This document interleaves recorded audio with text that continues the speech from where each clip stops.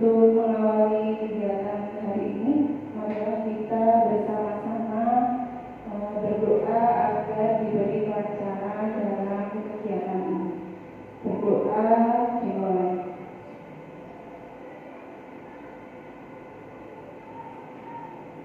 Berdoa tidak pernah disebutkan. Terima kasih. Izinkan saya membaca susunan acara, yaitu pembukaan, diseminasi, kemudian refleksi, dan penutup. Saya baca pantun. Saya ini merancang sendiri tadi pagi. Makan sate sambil chatting di WhatsApp. Terima kasih. Baterai habis, sate pun tinggallah satu tusuk. Peserta diseminasi telah lengkap juga siap mengikuti acara dengan fokus dan khusus. Belanja ke pasar bawa upeti, bersama-sama kawan naik pedati. Niatkan belajar sepenuh hati, semoga Tuhan semakin memberkati. Amin. Topik diseminasi kali ini ada 6, yaitu disiplin positif dan nilai-nilai kebajikan universal, teori motivasi, dukungan, penghargaan dan restitusi, keyakinan kelas, kebutuhan dasar manusia dan dunia berkualitas, restitusi 5 posisi kontrol, dan restitusi segitiga restitusi. Tujuan diseminasi kali ini adalah meningkatkan pemahaman tentang konsep budaya positif dan manfaatnya bagi pembelajaran. Yang kedua, memahami pentingnya menyusun strategi dan teknik dalam membangun kelas yang positif. Yang ketiga, memperdalam pentingnya menerapkan budaya positif di kelas. Kemudian yang keempat, nanti terakhir kita akan membentuk komunitas belajar yang saling mendukung dalam usaha mewujudkan budaya positif di kelas atau di sekolah. Ki Hajar Dewantara menyebutkan pendidikan itu berpihak pada murid dan bersifat menuntun segala kodrat yang ada pada anak agar mereka dapat mencapai keselamatan dan kebahagiaan setinggi-tingginya, baik sebagai manusia maupun sebagai anggota masyarakat. Ini ada pertanyaan, mohon nanti dijawab. Apakah Bapak Ibu guru setuju bila yang pertama, pemberian hukuman dapat mendisiplinkan siswa? Kira-kira setuju nggak? Siswa kalau supaya disiplin, siswa diberi hukuman, setuju nggak kira-kira? Atau kita kembalikan ke keluarga aja, misalnya kita ke masih belum terbayangkan, kalau di keluarga kita mendisiplinkan anak dengan cara hukuman, setuju nggak? 50-50, ada yang 50-50, ada yang tidak, ada yang setuju. Baik, kita lanjut lagi. Kalau pemberian hadiah kira-kira dapat meningkatkan prestasi siswa enggak? Bisa. Pemberian hadiah dapat meningkatkan prestasi siswa. Yang ketiga, guru harus mampu memberikan solusi untuk setiap masalah siswa yang bermasalah. Harus ya, guru harus ya. Tidak harus guru lain, tapi guru tersebut bisa itu ya. Baik, yang keempat, guru berperan sebagai teman bagi siswa, setuju nggak? Baik, kalau di sekolah kita, kalau kita mengamati beberapa guru, mungkin ada yang bukan sebagai siswa, tapi sebagai pemberi hukuman. Ada ya? Ada nggak? Pernah lihat nggak? Atau pernah alami mungkin? Ada anak yang mengerjakan PR, lalu kita suruh keluar. Nggak apa-apa, kita dari sekolah kita aja gitu ya, sampai keluar luar. Ya, jadi guru pun juga bisa berperan sebagai teman, juga bisa sebagai pemberi hukuman gitu ya. Kalau pas kita lagi harus menghukum seorang. Baik, kita hari ini akan membahas yang pertama adalah disiplin positif dan nilai-nilai kebajikan universal. Apa itu disebut? Judulnya sudah panjang sekali, tapi kita akan bahas sedikit saja. Ini untuk kegiatan pemantik ada permainan bagaimana dengan cara. Bapak Ibu bawa kertas nggak? Bawa ya? Boleh. Untuk 5 orang, berarti yang duduk di depan, menuliskan bagaimana. Titik-titik, berarti titik-titiknya tidak bebas. Bagaimana, kemudian yang belakang menuliskan dengan cara titik-titik. Tidak ada yang diskusi ya. Di sini kita sendiri-sendiri. Bagaimana titik-titik. Bebas. Doanya sudah terawat di luarnya, sudah tahu permainannya. Bagaimana titik-titik. Kemudian untuk yang terusnya di belakang ya 5 ya, 5 yang berarti kan dengan cara titik-titik. Nanti kita kita sebutkan bersama-sama. Kan hanya 5, berarti 5 pertanyaan bagaimana dan 5 pertanyaan dengan cara. Titik-titiknya di sini. Iya, satu apa, dua apa gitu. Ya, masing-masing ya. Bagaimana titik-titik. Pakai kertas. Oh boleh, kalau ada kertas oke, ada.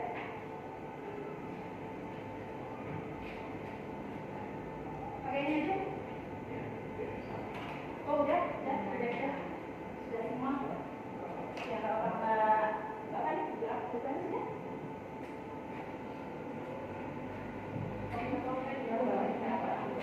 Nanti gantian aja pokoknya.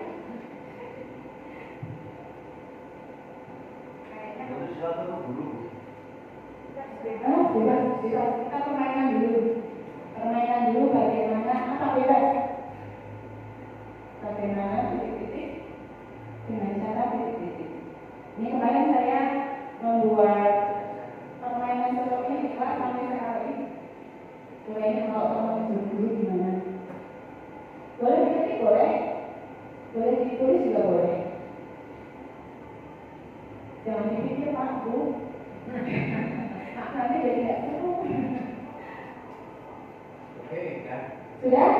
Mau siapa yang duluan? Arah? Bagaimana titik-titik? Nanti dilanjut diserahkan ke belakangnya siapa? Dibaca Pak? Dibaca boleh? Betul boleh? Jangan Pak. Terus yang jawab bebas ya? Yang jawab bebas. Iya. Ditunjuk mungkin. Supaya boleh. Ya. Oke.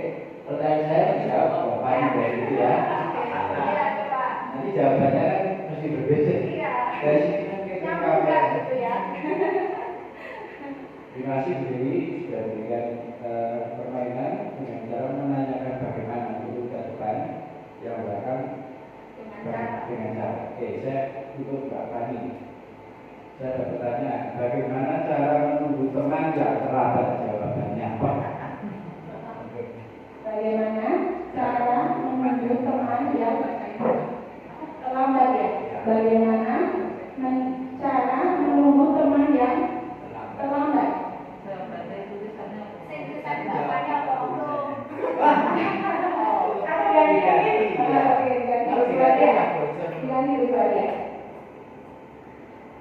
Untuk saya dengan cara memberi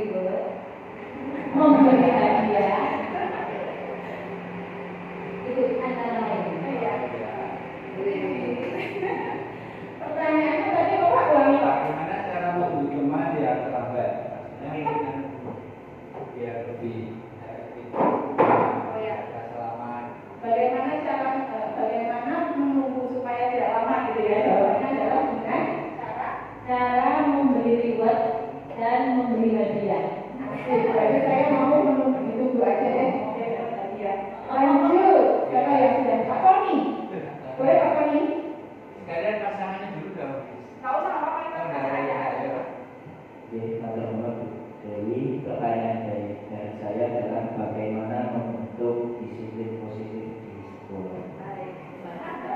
Bagaimana membentuk disiplin positif di sekolah? Yang mau jawab mungkin Pak Heru ya. Dari tadi menunggu ini. Ya, itu salah satu aturan. Cara dengan cara taat asas dan aturan.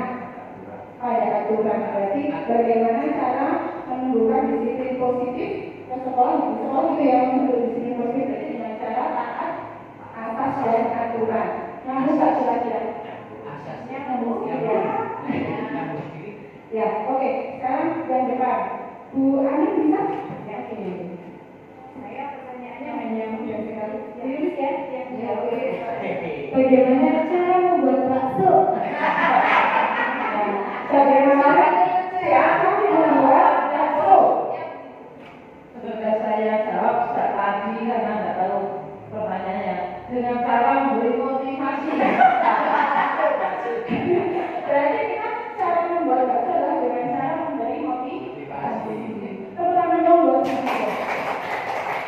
Baik, berikutnya adalah Bu Suni. Ini pertanyaan nggak tahu Bu. Nggak apa-apa. Masih biar hidup biar kelihatan di kamera. Pertanyaan yang juga yang serius.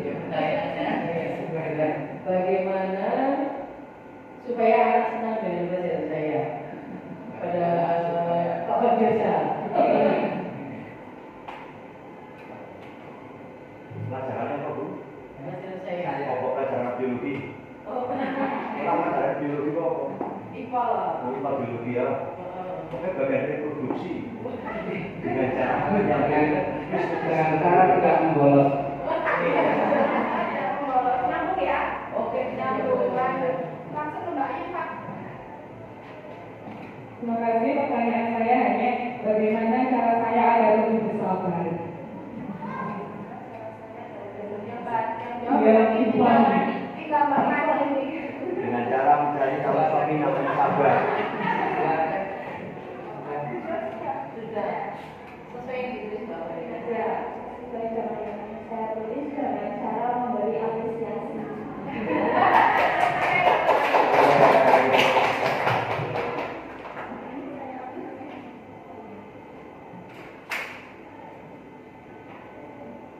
Ya, ini kemarin di kelas saya aplikasikan di kelas itu jawabannya lucu-lucu. Betul sekali Bu Ani, cara membuat bakso adalah dengan cara memberi motivasi. Betul. Kalau tidak dikasih motivasi tidak ini ada di bakso gitu ya. Apalagi kalau tidak ada baksonya. Baik, berikutnya adalah kita lihat lagi permainan cobalah buka. Jangan buka-buka yang lain kayak macam ya. Kita coba buka. Ini gambar tangan. Tangannya membuka, kemudian kita kepalkan, kemudian kita berpasangan. Ini pas banget. 5 pasang. 5 pasang ya. Oke. 5 pasang ini nanti teman-teman bisa meminta, membujuk, menyuruh, merayu atau memaksa teman untuk membuka tangan kepalanya. Kira-kira terbuka apa enggak? Tangannya satu aja nih. Yang satunya buat ya sama temennya, sama pasangannya. Jadi ini berpasangan. Misalnya Bu Amin dengan Bu Sulimah. Bisa ke depan Bu? Apa? Bu Sulimah yang menutup tangan kepalanya, Bu Amin yang merayu gimana caranya supaya Bu Sulimah mau membuka tangannya. Gimana coba? Pakai kata kita. Ya terserah, boleh dong. Kasih uang apa dia aja, yang penting buka mau nggak? Apa dikit-dikit boleh? Dikit-dikit boleh, dikit-dikit boleh. Coba ini bisa ini. Tetap nggak mau ya? Tetap nggak mau. Yang mana kalau sekarang gantian? Bu Anin yang mengepalkan tangan, Bu Sulimah yang mencoba mau nggak gitu? Ayo maju gitu. Buka dong. Coba sekarang Bu Jual sama Bu Luis ya gitu ya. Caranya seperti itu. Buka. Coba buka, bisa nggak? Bisa mau nggak? Coba. Tidak pakai. Coba yuk. Iya, bisa nggak ya? Buka.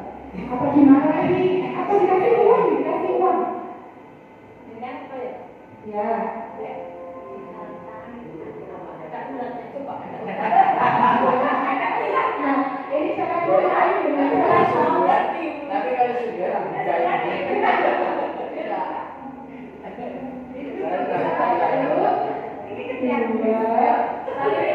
gantian, boleh gantian. coba Gimana caranya coba supaya bisa terbuka? coba dibuka dari jempol, kedua telunjuk, ketiga manis kelinggir. Iya, ini tadi itu permainan aja siap-siap. Ada apa sih ya, pelajaran apa yang didapat dari permainan tadi coba? Ibu-ibu, bapak-bapak, permainan tadi itu ada maksud tersendiri. Jadi ketika bapak ibu membuka kepalan tangan atau menutup, itu adalah willing atau kemauan bapak ibu sendiri. Nah, di sini untuk yang permainan yang pertama tadi, kita tidak bisa menebak orang lain akan melakukan apa ke kita dengan perlakuan kita misalnya. Kita tidak tahu. Misalnya kita meminta orang untuk datang ke rumah misalnya, kita tidak tahu dia akan datang tepat waktu atau tidak, karena itu di luar kemampuan kita untuk mengendalikan orang tersebut. Sama seperti permainan yang tadi pun juga sama. Bu Sulimah dan Bu Aning itu membuka atau menutup tangan itu karena memang kemauan sendiri, dorongan dari diri, bukan karena disuruh. Tetapi kalau tadi Bu Yunis pintar sekali merayu dulu juga, pintar sekali dibuka dulu jempolnya, lanjut sampai terbuka. Itu pun juga karena tujuannya membuka peluang untuk mau, gitu ya, paham ya? Jadi kalau kita mau menangani anak, kita ketemu sama anak malah misalnya lari gitu, takut sama kita, itu juga karena dia punya pilihan untuk memilih supaya dia jawabannya dia adalah untuk seperti itu. Bisakah kita mengontrol orang lain? Bisa nggak kira-kira? Apakah guru bisa mengontrol murid? Yakin bisa 100%? 50-50. Oke. Kemudian yang berikutnya, apakah kritik dan membuat orang merasa bersalah dapat menguatkan karakter? Apakah kritik dan membuat orang merasa bersalah, kamu itu gara-gara kamu sih? Ya, tidak ya? Oke, berikutnya, apakah penguatan positif atau bujukan efektif dan bermanfaat? Tadi untuk kasusnya Bu Sulimah dan Bu Ani tidak. Tapi pada saat Bu Sulimah dan Bu Yunis bisa tadi. Ya, dibujukkan tadi ya, dirayu itu? Dibujuk ya, kita merayu. Kemudian yang berikutnya, apakah orang dewasa memiliki hak untuk memaksa? Punya haknya nggak benar? Tidak ya, kita nggak punya hak untuk memaksa ya. Tetapi perhatikan lagi,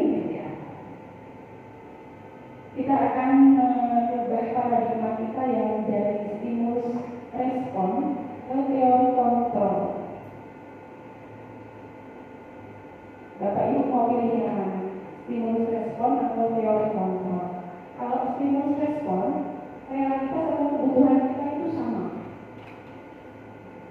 Stimulus respon itu memandang bahwa realitas kebutuhan kita sama.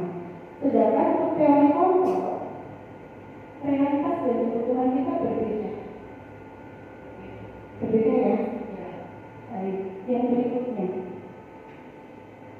Semua orang melihat hal yang sama. Bukannya melihat saya adalah seorang guru dan lain-lain. Bu Yuri juga artinya beda. Kita sama-sama teori kontrol bicara benar. Setiap orang memiliki gambaran yang berbeda.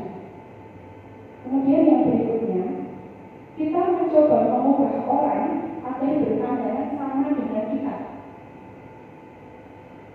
Kenyataannya adalah kita berusaha memahami pandangan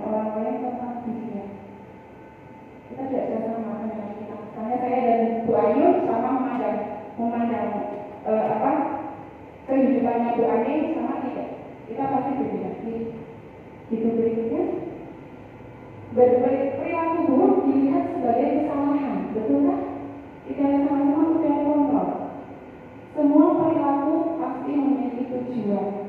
Walaupun caranya salah, mungkin dia niatnya sudah betul, atau mungkin kebalikannya. Orang lain bisa mengontrol saya. Sementara untuk teori kontrol, hanya Anda yang bisa mengontrol diri Anda. Tadi ya, coba buka tadi ya, waktu kepala tangan tadi ya. Kemudian saya bisa mengontrol orang lain.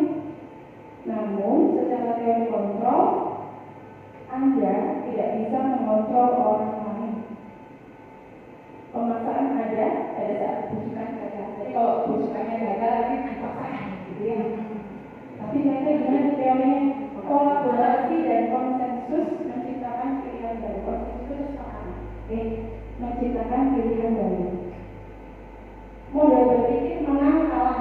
Tapi kalau kita untuk teori kontrol adalah win-win solution atau model berpikir menang-menang.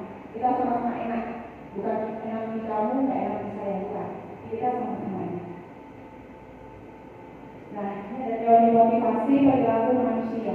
Yang pertama adalah untuk menghindari hukuman, rasa sakit atau ketidaknyamanan. Yang kedua, untuk mendapatkan pujian atau imbalan berupa uang atau hadiah. Kemudian yang ketiga, untuk menjadi orang yang mereka inginkan dan menghargai diri sendiri dengan nilai yang mereka percaya.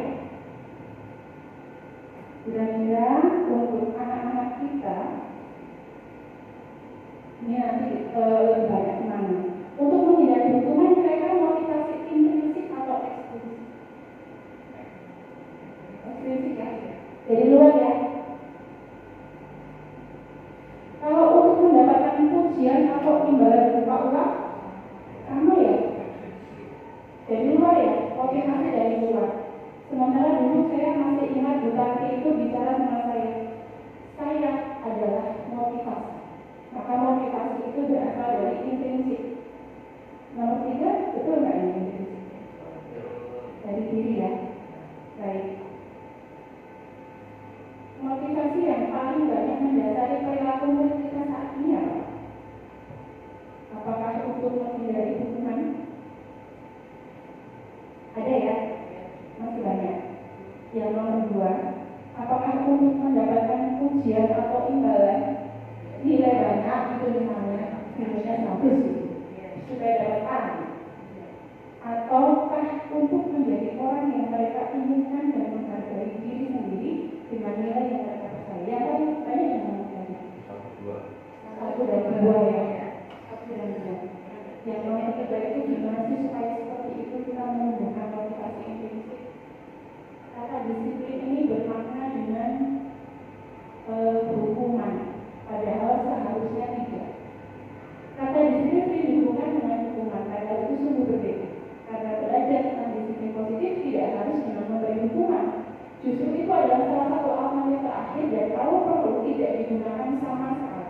Dalam budaya kita, makna kata disiplin dimaknai menjadi sesuatu yang dilakukan seseorang pada orang lain untuk mendapatkan kepatuhan. Namun kita cenderung menghubungkan kata disiplin dengan ketidaknyamanan. Belajar kontrol diri dengan menggali potensi diri kita sendiri agar tercapai tujuan mulia, yaitu menjadi seseorang yang diri kita inginkan dan berdasarkan nilai-nilai yang diri kita hargai.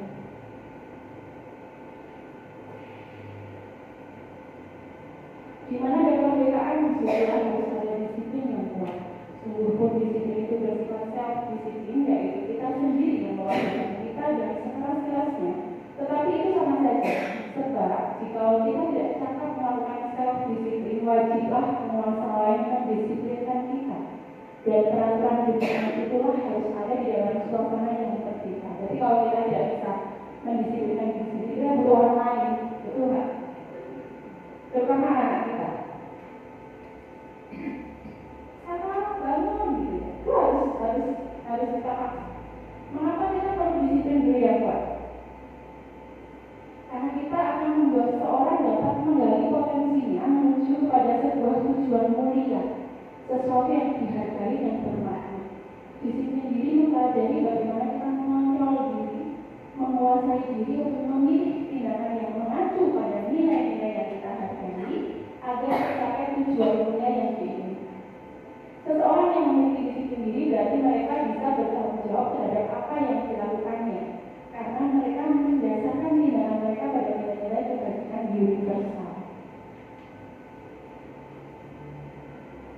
Sebagai pendidik, tujuan mulia kita adalah juga menciptakan anak-anak yang memiliki disiplin diri, sehingga mereka bisa berperilaku dengan mengacu pada nilai-nilai kebajikan universal dan memiliki motivasi intrinsik, bukan ekstrinsik. Jadi kita kalau bisa jangan sampai memberi anak hukuman dan hadiah gitu. Nilai-nilai kebajikan universal adalah nilai-nilai positif manusia yang merupakan tujuan mulia yang ingin dicapai setiap individu. Nilai itu bersifat universal, lintas bahasa, suku bangsa, agama, maupun latar belakang.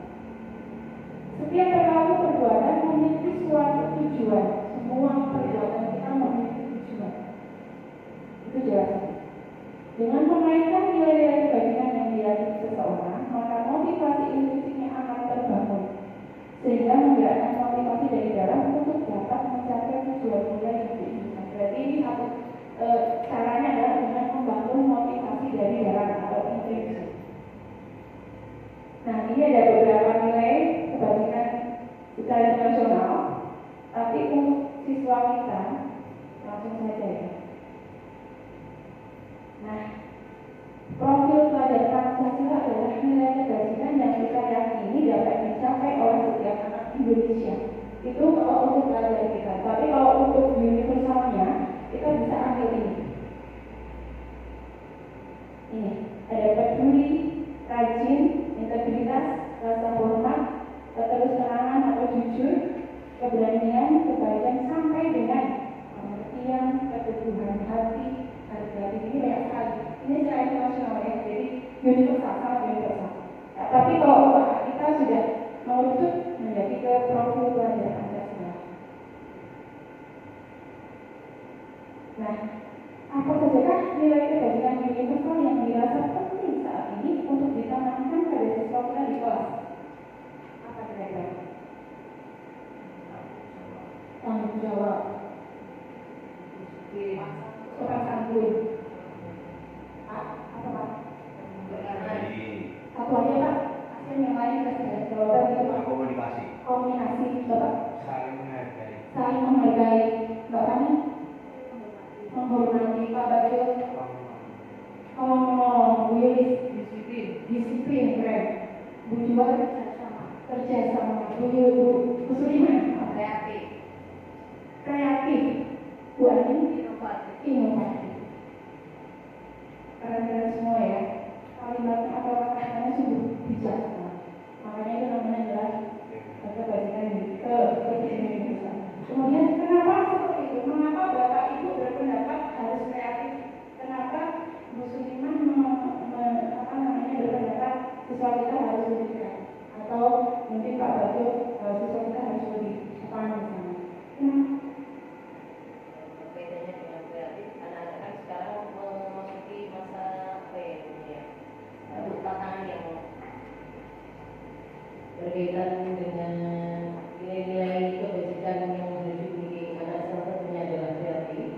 Karena anak-anak di masa yang mendatang ini akan menemui atau menghadapi berbagai tantangan, di mana setiap tantangan itu harus mereka bisa selesaikan, harus mereka cari solusinya, sehingga apapun yang akan dihadapi anak ke depan, mereka harus bisa kreatif, berpikir yang luas dan kritis, sehingga jikalau menemukan sebuah masalah atau berbagai jenis hambatan tantangan, mereka bisa mencari solusi dengan hal yang terbaik. Begitu. Betul sekali, terima kasih untuk yang lain. Mungkin nanti kita di balik layarnya kita lanjut aja mungkin ke nilai-nilai yang sangat kita butuhkan saat ini banyak sekali.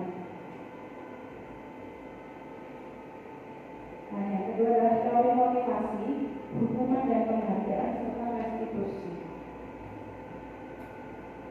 Setuju atau tidak setuju bila dukungan di sekolah dapat mendisiplinkan anak? Tadi sudah dijawab ya. Nah, contoh ini, pemberian dukungan dengan hal positif seperti membaca atau membersihkan halaman sekolah dapat meningkatkan disiplin anak. Kira-kira setuju nggak? Tidak. Kenapa? Karena tetap saja namanya hukuman. Hukuman, karena namanya hukuman ya, betul sekali. Kemudian yang berikutnya, memberi penghargaan dapat meningkatkan motivasi belajar. Bisa jadi, tapi bisa jadi tidak. Ada dua kemungkinan. Membuat anak merasa bersalah, memberi dampak lebih ringan dibanding menghukum.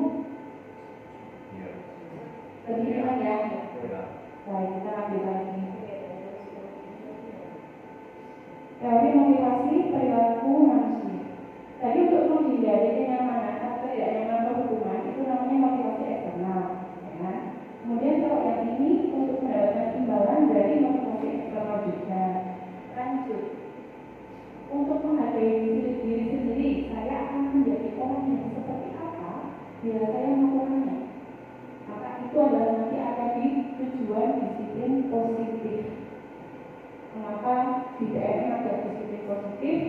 Bapak Kepala Sekolah sudah menekankan kita untuk disiplin positif. Karena ini kita akan mendukung motivasi internal siswa.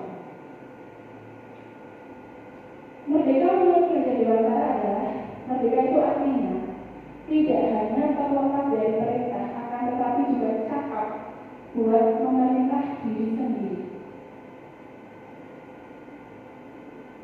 Dihukum oleh ada loh Pak yang dihukum oleh penghargaan.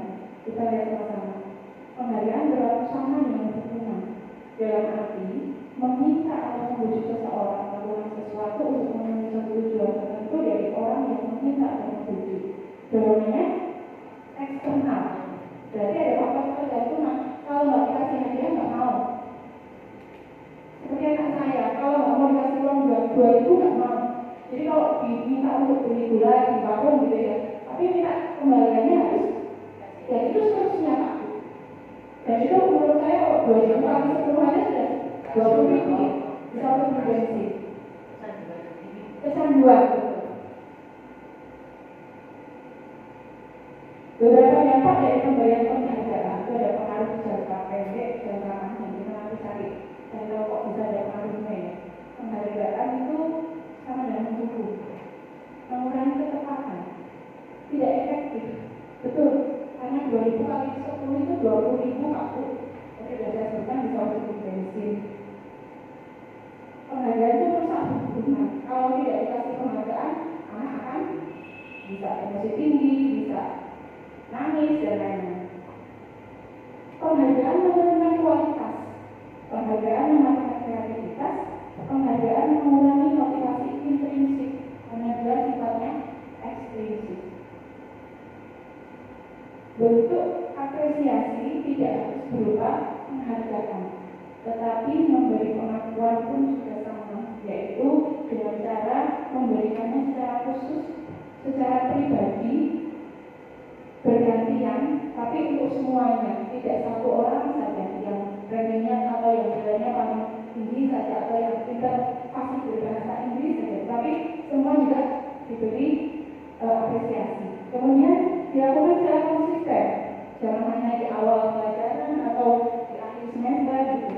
Lalu fokusnya pada proses, jangan di hasilnya, proses. Contoh misalnya anak saya belum bisa membaca, ada temannya yang bisa membaca, tapi tetap dikasih apresiasi.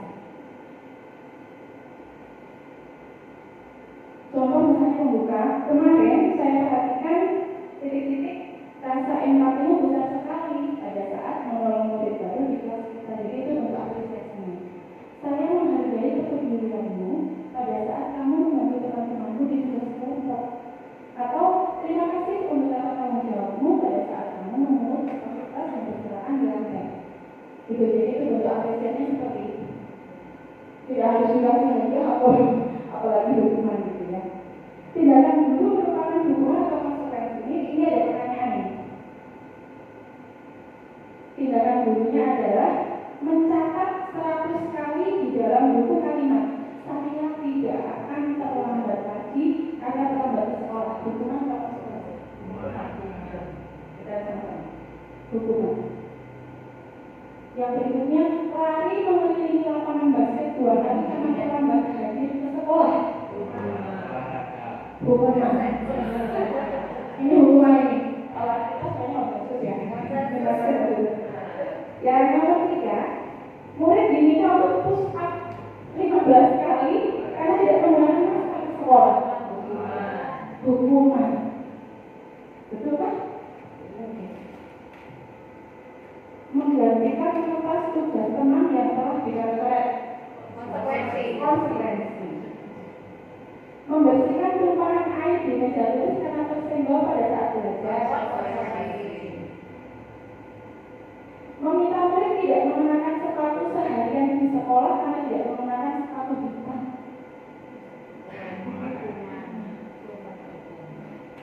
Repot sekali.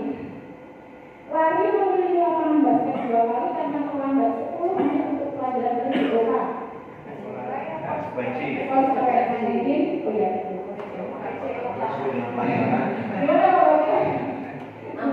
Aman ya, ada terlambat ya. Oke. Nah ini ada hukuman adalah identitas gagal. Kita sudah membuat anak untuk gagal, membuat anak untuk tidak nyaman dalam jangka panjang, dan membuat anak menjadi seolah-olah kayak korban. Dan anak-anak tersakiti itu untuk yang hukuman. Kalau konsekuensi dan restitusi memang sebuah disiplin dan identitasnya akan muncul sukses. Hanya kalau ini coba kita lihat perbedaannya. Kalau konsekuensi itu sesuatu harus terjadi, sementara restitusi itu merupakan pilihan. Tidak nyaman untuk murid jangka waktu pendek, tapi untuk restitusi menguatkan anak jangka panjang. Untuk konsekuensi bisa diabaikan, tetapi kalau untuk restitusi korban mendapatkan ganti. Murid dibuat tidak nyaman, tapi kalau untuk restitusi, murid dibuat nyaman atau mendapatkan penguatan. Nah, kalau untuk hukuman, perilaku pasif agresif meningkat. Semakin dihukum malah semakin gitu ya, semakin tambah tinggi emosinya gurunya. Tapi kalau untuk konsekuensi itu penguatan hanya bertahan dalam jangka waktu pendek. Sementara untuk restitusi masalah akan terpecahkan. Untuk hukuman sistem tidak akan berjalan bila murid tidak takut. Kalau murid takut berjalan, kalau murid tidak takut malah tambah tinggi. Kemudian berlaku hanya pada sebuah institusi, tidak berlanjut pada kehidupan nyata. Peraturannya adalah kamu harus, sementara anak sangat jadi membenci peraturan. Dan kalau konsekuensi memerlukan monitoring dan supervisi terus-menerus dari guru. Kemudian membantu penerapan mengikuti peraturan dalam masyarakat. Lalu apa peraturannya? Mampukah kamu melakukannya? Dan anak akan menghormati peraturan. Tapi kalau untuk restitusi, masalah akan dipecahkan. Murid belajar bertanggung jawab untuk perilakunya. Kemudian fokus pada pemecahan masalah dalam jangka waktu yang panjang. Yang difokuskan adalah apa yang kamu yakini, apa yang bisa kamu lakukan untuk memperbaiki masalah. Kemudian murid atau anak menghormati dirinya dan orang lain, bukan menghormati peraturan tapi juga menghormati dirinya. Oh ya tadi tuh, kalau kemudian hukuman itu sifatnya negatif, konsekuensi itu netral, sementara restitusi sifatnya positif. Restitusi adalah program disiplin positif pada murid. Ini lanjut aja, ini pengertian ya. Merupakan proses menciptakan kondisi bagi murid untuk memperbaiki kesalahan. Memperbaiki ya Bapak Ibu, bukan menembus, tapi memperbaiki. Sehingga mereka bisa kembali ke kelompok mereka dengan karakter yang lebih kuat. Restitusi juga merupakan proses kolaboratif yang mengajarkan murid untuk mencari solusi atas masalah mereka dan membantu murid untuk berpikir tentang ingin menjadi apa atau ingin menjadi orang seperti apa yang mereka dan bagaimana mereka harus memperlakukan orang lain. Ciri-ciri restitusi bukan untuk menembus kesalahan, namun untuk belajar dari kesalahan. Restitusi perbaiki hubungan. Restitusi adalah tawaran, bukan memaksa. Restitusi menuntut untuk melihat dalam diri. Restitusi mencari kebutuhan dasar yang mendasari tindakan. Restitusi adalah cara yang paling baik menguatkan, fokus pada karakter bukan tindakan, fokus pada solusi, dan mengembalikan murid yang bersalah pada kelompoknya. Restitusi adalah sebuah pendekatan untuk menciptakan disiplin positif. Murid diajak untuk belajar dari kesalahan, memperbaiki hubungan, dan fokus pada solusi. Nah, ini yang kelas ini kemarin sekali saya di kelasnya Bu Ani. Mengapa tidak peraturan saja? Mengapa harus peraturan kelas? Mengapa kita memiliki peraturan harus menggunakan helm? Ya. Untuk apa? Keselamatan. Mengapa kita memiliki peraturan membuang sampah di tempatnya? Untuk kebersihan, keselamatan juga ya akhirnya ya. Mengapa kita memiliki peraturan harus datang tepat waktu pada saat mengikuti latihan atau pelajaran? Mengapa harus begitu? Supaya tidak meninggalkan informasi. Supaya orang lain. Ya betul. Untuk mendukung motivasi intrinsik, kembalikan ke nilai-nilai atau keyakinan-keyakinan, karena akan lebih menggerakkan seseorang dibandingkan mengikuti serangkaian peraturan.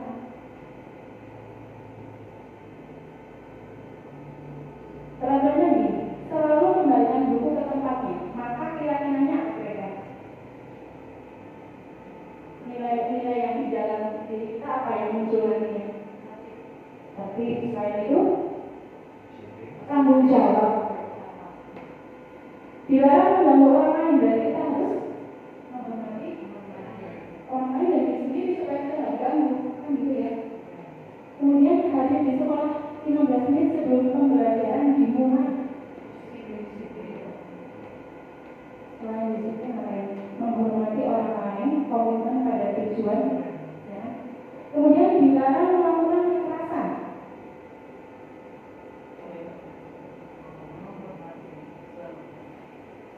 Menghormati orang lain, kemudian apa? Dilarang menggunakan narkoba. Kenapa tidak boleh? Dilarang merokok misalnya, itu sudah kesempatan tahu anak kita ya. Bergantian atau bergiliran ini. Ini maaf ya, kalau kamu bisa. Apa yang mereka bergantian atau bergiliran apa ini?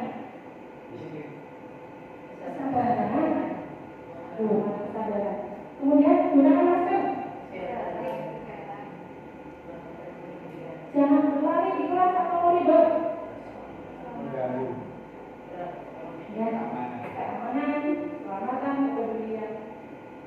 Nah, kalau kita sudah punya peraturan kelas, harus ada keyakinannya supaya lingkungannya menjadi positif dan tercipta budaya positif. Maka yang setelah kita buat peraturan kelas atau kesepakatan kelas, kita harus membuat apa? Keyakinan kelas. Panduan praktik keyakinan kelas juga ini pasti terlihat. Ini saya mengajak anak untuk menuliskan peraturan atau kesepakatan kelas. Karena waktu itu ada 21 anak yang naik upacara dan kegiatan, makanya mereka menuliskan. Kemudian ini perebutan ini mereka berebut karena tidak boleh sama. Ya. Kemudian setelah itu, nah ini masih berebut. Ini terakhir ini. Tulisannya bagus-bagus ya. Nah, kita baca 21 kesepakatan kelas. Nah, setelah itu siapa menambah itu? Kita ambil kalimat atau nilai kebajikannya. Ternyata muncul di sini ada menghormati, lihat di bagian kanan. Saya mau katakan begitu tidak apa-apa, karena saya nggak pakai sticky note tidak, saya langsung ke sini. Keyakinan kelasnya ketemu, yaitu ada yang dihapus. Jadi setelah diganti menjadi kalimat positif. Yang tadinya menggunakan negasi tidak, maka diganti menggunakan kalimat yang positif. Contoh, tidak boleh menjambak. Menjambak ini nomor 10. Atau tidak membuka HP. Nah, sebenarnya tidak membuka HP saat pelajaran. Tidak itu diganti. Berarti mengoperasikan HP hanya di saat-saat tertentu. Itu. Atau misalnya ini, ya tidak boleh menjadi teman, berarti diganti. Itu diganti. Jadi yang saya lihat itu yang harusnya diganti ya. Tidak boleh mencoret-coret tembok, berarti sudah diganti menjadi ini, menjaga fasilitas umum. Itu. Jadi diganti kalimat yang positif. Setelah keluar kalimat yang positif, lalu kita kelompokkan sesuai nilainya. Contoh misalnya, tidak boleh menunjuk, berarti kita menjaga atau menghormati. Masuk ke hormati dan hargai. Kemudian lanjut lagi, ketemu lagi nilai sopan. Dan yang ketiga, ketemu lagi nilai tanggung jawab. Ini saya sampaikan. Kemudian anak saya minta membuat gambaran, mau membuat gambaran seperti apa. Kemarin ketemu atap sebagai tanggung jawab, dinding mewakili nilai sopan, fondasi mewakili hormati dan hargai. Lalu ada anak yang bilang, Bu, kalau dibuat gambaran seperti api unggun boleh nggak? Api unggun gimana caranya itu? Bisa menjelaskan nggak? Terus anak itu menjelaskan apinya sebagai sopan, kemudian yang kayunya sebagai tanggung jawab, lalu asapnya menghormati dan menghargai itu. Jadi 3 komponen itu tidak akan bisa lepas satu sama lain. Jadi anak sudah langsung memahami. Nah, kemudian saya gambarkan seperti itu. Kemudian saya mungkin dibuatnya mungkin tidak sebagai wali kelas sekalian aja, nanti dibuatkan realitas itu ditulis yang besar, yang menarik supaya anak terus. Maaf, ini setiap kelas berbeda ya. Jadi kita tidak bisa pesan sama orang misalnya dibuatkan kayak kelas, itu nggak bisa. Kita harus menggali dari anak itu sendiri. Nah ini, kalau hormat, berarti kami meyakini bahwa sangat penting untuk menghormati semua orang dan barang milik orang lain. Jadi ini isinya bukan peraturan, juga bukan penghargaan, tetapi ini restitusi. Sopan. Kami meyakini bahwa sangat penting untuk ini diisi sendiri nanti. Anak-anak nanti yang isi.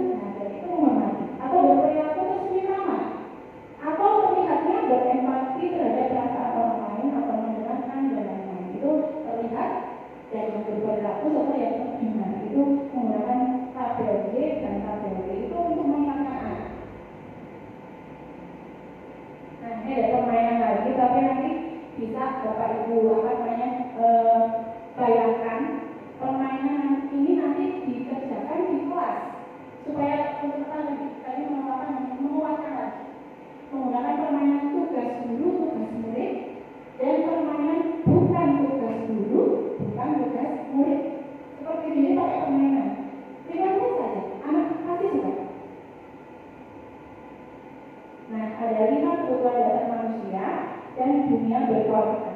Manusia itu punya kebutuhan dasar loh Bapak Ibu. Ada yang suka ngobrol berarti di rumah kayaknya pendidikan gitu ya. Ya baik. Apa saja kebutuhan dasar manusia itu dan bagaimana caranya agar dunianya berkualitas? Nah, kita belajar. Kebutuhan dasar manusia adalah seluruh tindakan manusia yang menuju tujuan tertentu. Semua yang kita lakukan adalah usaha terbaik kita untuk mendapatkan apa yang kita inginkan. Ketika kita mendapatkan apa yang kita inginkan, sebetulnya saat itu kita sedang memenuhi satu atau lebih dari satu kebutuhan dasar kita, yaitu kebutuhan akan bertahan hidup, kebutuhan akan kasih sayang dan rasa diterima, kebutuhan penguasaan, kebutuhan kesenangan, dan kebutuhan akan kebebasan. Contohnya ini, perilaku siswa adalah memukul teman yang menghinanya, maka kebutuhan yang berusaha dipenuhi adalah kekuasaan. Lalu pertanyaannya siswa ini, apakah ada cara untuk memenuhi kebutuhan kekuasaan tanpa mau kekerasan? Jadi kita mau pertanyaan seperti itu. Contoh misalnya perilaku siswa menjatuhkan teman saat teman sedang berjalan di lorong sekolah. Kebutuhan yang mungkin berusaha dipenuhi adalah kesenangan, jadi hanya bercanda. Tetapi pertanyaan siswa ini, apakah ada cara untuk memenuhi kebutuhan senang tanpa menyakiti orang lain? Gitu. Jadi kita bertanya seperti itu. Contoh lagi, misalnya menyebarkan gosip tentang teman sekelas, maka kebutuhan yang mungkin berusaha dipenuhi adalah supaya dia mendapatkan cinta dan kasih sayang. Kalau saya menjelek-jelekan orang lain, mungkin ada orang yang akan suka sama saya. Pertanyaan pada siswa, apakah ada cara untuk memenuhi kebutuhan cinta dan kasih sayang tanpa merusak reputasi orang lain? Gitu ya. Itu pertanyaan kita. Perilaku siswa membangun di kelas. Berarti dia butuh kebebasan. Sebenarnya pertanyaan siswa begini, apakah ada cara untuk memenuhi kebebasan tanpa mengganggu pembelajaran semua orang? Gitu. Jadi kita bertanya seperti itu. Dunia berkualitas Anda adalah tempat khusus dalam pikiran Anda, tempat Anda menyimpan gambaran representasi dari semua yang Anda inginkan. Bisa berisi orang, hal-hal apa saja yang terbaik dalam hidup Anda, dan membuat Anda merasa bahagia dan terpenuhi kebutuhan dasar Anda. Contoh, kalau ini punya saya ya, ini punya saya, ini Bapak Ibu bisa membuat sendiri nanti sambil menunggu dengan keluarga di rumah. Kalau saya ini rumahku sudah anak-anak soleh beruntung dunia akhirat, hidup bermanfaat, full berkah, berlimpah rezeki berkah, bahagia dan sejahtera, bekerja dan bermanfaat, serta belajar dan berproses bersama. Ini dunia berkualitasnya saya, gitu ya. Bapak Ibu bisa mencari dunia berkualitas sendiri di hari ini. Caranya bagaimana? Nah, caranya seperti ini. Kita anak-anak pun juga punya gambaran dunia berkualitas, makanya kita juga harus membuat dulu sebelum kita menyuruh anak-anak untuk membuat dunia berkualitas mereka. Contohnya begini, siapakah orang yang paling penting dalam hidup kamu misalnya? Kalau ini Anda ya, kalau Kak Ana berarti siapakah orang-orang yang paling penting dalam hidup kamu? Kemudian kita kebajikan apa yang paling penting dalam hidup kamu? Kalau kamu jadi orang yang ideal, karakter atau sifat apa yang kamu paling inginkan pada diri kamu? Apa pencapaian kamu yang sangat kamu banggakan? Gitu ya. Apa aktivitas ideal bagi kamu? Misalnya anak suka, ada yang suka masak, ada yang suka bebek gitu. Kemudian ceritakan bagian perjalanan kamu di mana kamu merasa titik puncak hidup kamu. Kalau ini kan Bapak Ibu ya, jadi nanti silakan dibagi jumlah gitu. Sambil merenung, sambil ngobrol dengan keluarga gitu. Apa yang paling bermakna dalam hidup kamu atau Anda? Nah, ini dari 50 kontrol. Ini pusing ya Bapak Ibu, sama saya juga pusing. Nah, kalau saya 5 posisi kontrol itu adalah sebagai penghubung tadi ya. Kita pernah ya, aku pernah, saya lupa. Pembuat rasa bersalah. Pernah? Teman? Pernah juga. Pemantau? Ya, gitu ya. Kita hanya netral gitu. Lihat, melihat, membaca situasi gitu. Namanya pemantau. Lalu yang terakhir adalah manajer. Kita mau pilih yang mana ya kira-kira ya? Nah, mungkin kurang terlihat ya. Tapi di sini ada luar sebagai penghukum dan membuat rasa bersalah. Kemudian kalau yang satunya lagi adalah aktivitas berhasil atau sukses, itu kontrol dari luar. Kemudian yang satunya adalah sukses kontrol dari diri. Ini adalah sebagai penghukum, menghadik, menunjuk, menyakiti, menyindir, berceramah mengatakan seharusnya ibu kecewa kalau mau bla bla bla. Nah ini di antara ini semua kalimat yang kalimat seperti ini atau perkataan kita yang seperti ini itu sebetulnya ada bisa untuk mengukur diri kita sendiri. Contoh misalnya gini, guru berkata, ayolah lakukan demi ibu, gitu ya. Tapi kalau penonton gini, apa sih peraturannya? Sedangkan kalau kita memposisikan sebagai manajer, kita akan apa yang kita yakini, apa yang bisa mengerjakan untuk memperbaiki masalah ini. Bapak itu berarti mau posisi yang mana? Mau posisi penghukum dan pembuat orang merasa bersalah, nanti bapak berarti atau bapak ibu bisa malah justru membuat diri kita gagal. Kemudian sukses bisa, tetapi sebagai teman dan pemantau. Sementara untuk sukses dan bisa menghargai diri sendiri dari diri sendiri atau intrinsik, kita menggunakan posisi kita sebagai manajer, mengajukan pertanyaan, kenapa kamu pengen penonton dan lain-lain. Jadi itu kita mengeluarkan pribadi. Nah ini yang terakhir ya, itu segitiga restitusi. Melalui segitiga restitusi, siswa dibimbing dapat melaksanakan disiplin positif dan memulihkan diri dari kesalahan sehingga siswa terbangun kesadarannya untuk memperbaiki kesalahan dan menjadi pribadi yang lebih baik.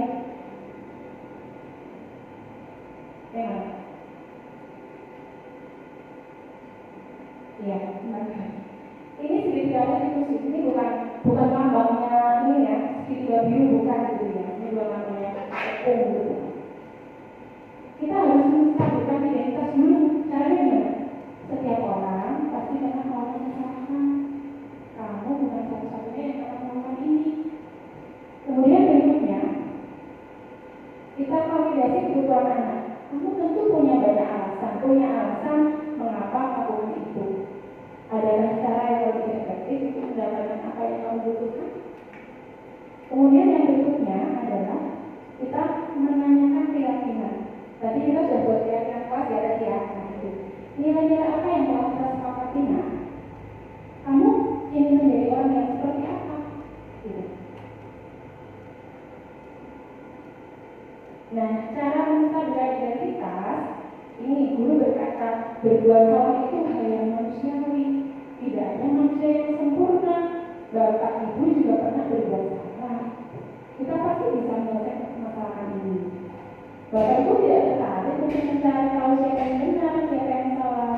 Ibu lebih tertarik untuk menyelesaikan masalahnya. Kalau kamu menyalahkan dirimu sendiri terus-menerus, apakah kamu bersifat baik pada dirimu sendiri? Nah, itu namanya validasi, menstabilkan identitas. Sedangkan kalau validasi kebutuhan, guru akan berkata begini, kamu bisa saja kan melakukan hal yang lebih buruk, tapi kamu tidak melakukannya kan? Atau kamu pasti punya alasan mengapa melakukannya. Apa yang penting bagi kamu?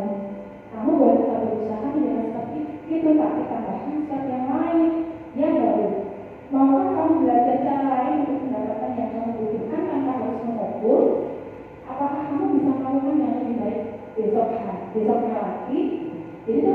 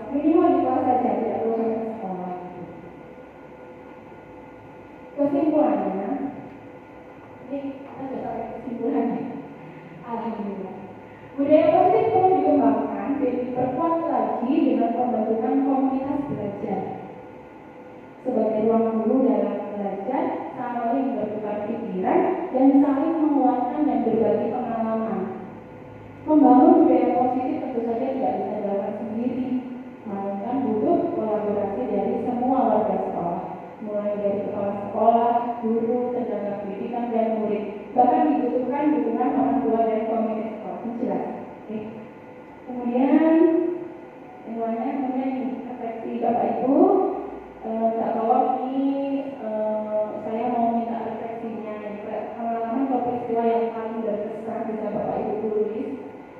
Tadi selama kita di sini itu pengalaman atau peristiwa yang paling berkesan itu apa? Lalu perasaan Bapak waktu itu atau Bapak Ibu waktu itu apa sih? Kemudian kira-kira pembelajaran apa yang didapat dari diseminasi kita hari ini? Dan yang terakhir penerapan yang akan dilakukan nanti di depan di lapangan kita mau minta pendapatnya Bapak Ibu nanti akan saya minta, kemudian saya kumpulkan untuk saya dokumentasikan dan saya berikan sebagai bukti bahwa Bapak Ibu sudah mengikuti diseminasi dengan baik.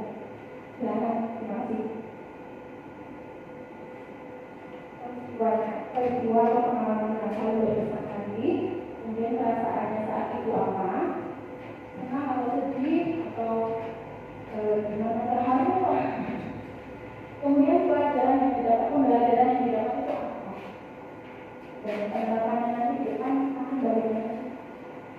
Apakah saya ini ada dampaknya? Ada dampaknya nggak di seminasi kita hari ini?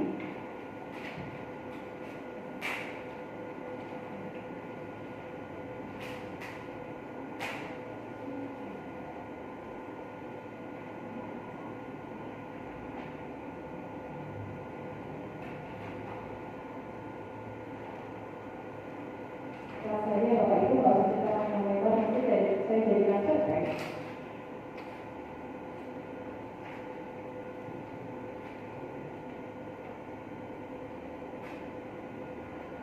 Sudah Pak Bajo, kayaknya saya tunggu.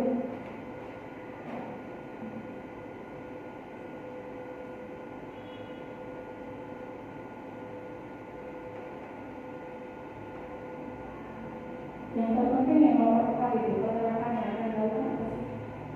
Kita nanti akan membuat komunitas belajar.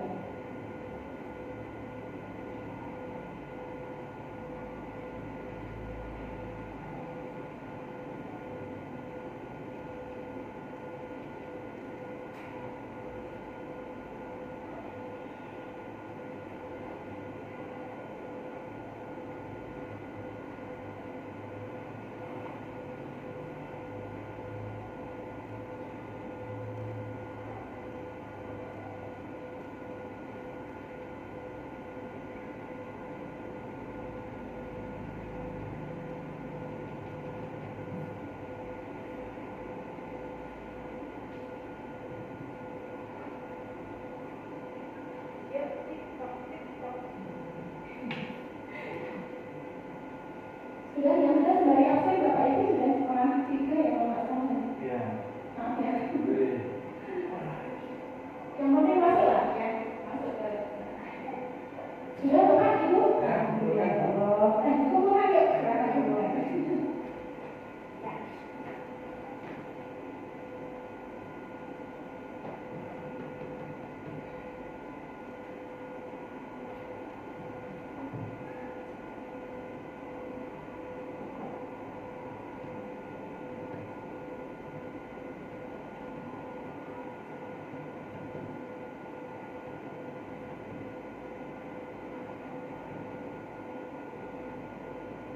Boleh saya bacakan Pak?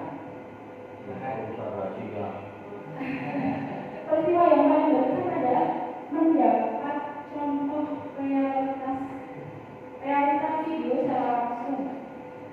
Ya, saya membuat videonya itu, wow, perjuangan itu. Take-nya berapa kali? Perasaannya sangat senang. Kemudian pembelajaran yang dapat adalah disiplin positif yang menguatkan pembelajaran dengan cara menguatkan secara intensif. Betul sekali. Saya sekali Pak, terima kasih itu juga sebagai pembantu saya. Wah ini Pak Tommy. Oh ya, tadi belum selesai penerapan akan dilakukan bagaimana? Saya akan mencoba dalam pembelajaran kelas saya. Pak Tommy, ya boleh saya baca ya Pak Tommy sebagai teman-teman yang lain. Menurut saya pengalaman yang sangat berbeda adalah ketika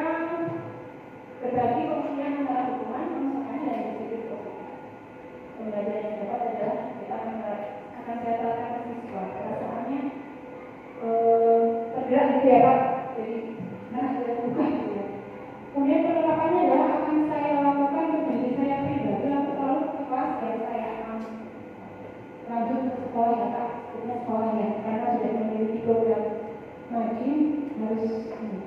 Jadi cara menghukum anak supaya tidak cara menangani anak supaya tetap ikut ngaji gimana? Itu pasti nanti Pak Tony akan oh ya nanti gimana ya tadi gitu. Atau tanya sama saya ya kalau saya jawab. Mungkin itu aja sembari menulis ya. Lanjut. Ini saya pakai pantun lagi. Boleh ya? Jualan pepaya pakai plastik merah. Harganya merakyat dari Pak Latif. Kuatkan budaya positif sekolah berbekal semangat kolaboratif. Jadi nanti kita sama-sama berkolaborasi ya Bapak Ibu ya. Ini ya kita kolaborasi atau komunitas belajar. Oh ada lagi perjalanan penuh bahaya menuju ke barat bersama orang sakti mencari kitab suci. Pendekatan yang indah agar murid bermartabat segitiga restitusi yang menjadi solusi. Itu ya Bapak Ibu ya, terima kasih sudah ya ini ada salam dan bahagia. Jadi kita harus selamat dan bahagia. Tidak hanya muridnya yang selamat, tapi kita juga harus selamat dan bahagia. Terima kasih Bapak Ibu semua atas kehadirannya. Mohon maaf bila banyak kekurangan. Kita akhiri dengan membaca doa bersama-sama. Berdoa untuk menutup kegiatan hari ini. Berdoa dimulai.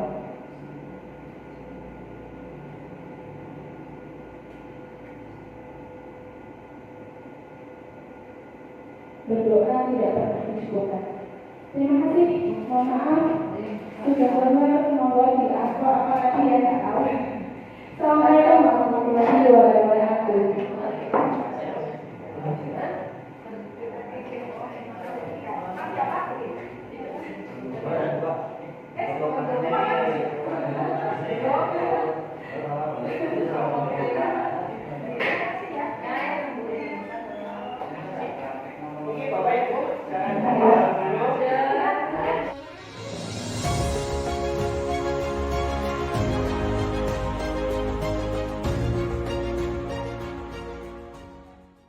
Waktu yang diberikan kepada saya. Assalamualaikum warahmatullahi wabarakatuh.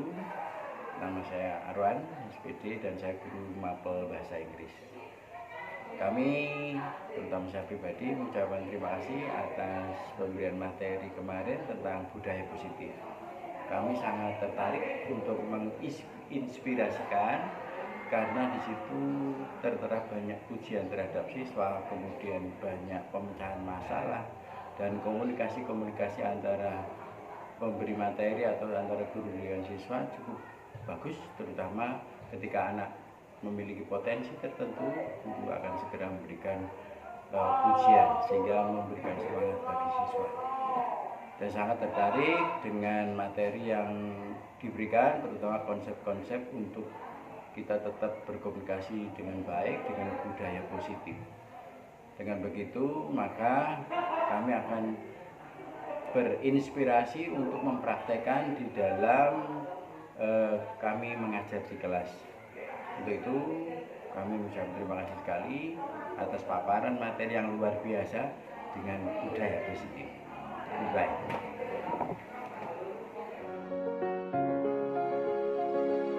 Assalamualaikum warahmatullahi wabarakatuh. Terima kasih kepada Bu Dewi yang telah memberikan pemaparan kepada kami tentang budaya positif.